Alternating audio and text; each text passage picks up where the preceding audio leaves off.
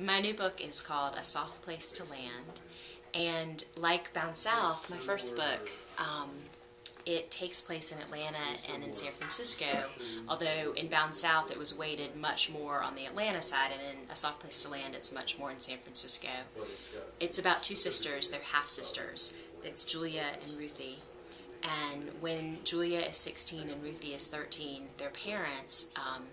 Julia's half-dad and mom, and Ruthie's biological mom and dad, their parents go on a vacation by themselves, and they board this tiny, ancient 1929 Ford Trimotor plane, and they take a scenic tour over the Grand Canyon, and the plane crashes. And the sisters find out that in the provisions of the will are that Julia, who still has a living father, a living biological father, is to go live with him in Virginia, and Ruthie is to go live with her aunt and uncle in San Francisco. So it's about what happens to the girls when they find this out, and what they do to try to stay together, and what ends up happening to them. And it's about sisters, and that I think, you know, it's a story about the loss of parents, but it's also on some level about what happens when kids grow up, you know, whether or not your parents are still alive. I think your relationship with your siblings when you're kids is so different than it is as you're these separate autonomous adults.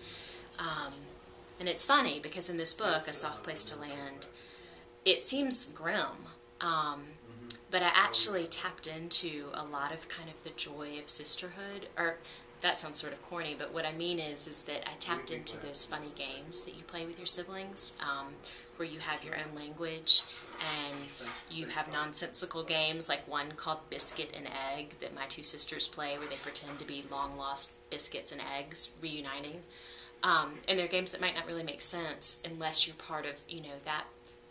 close, intimate kind of family unit, and it was really fun for me to go back to those times in my own relationship with my sister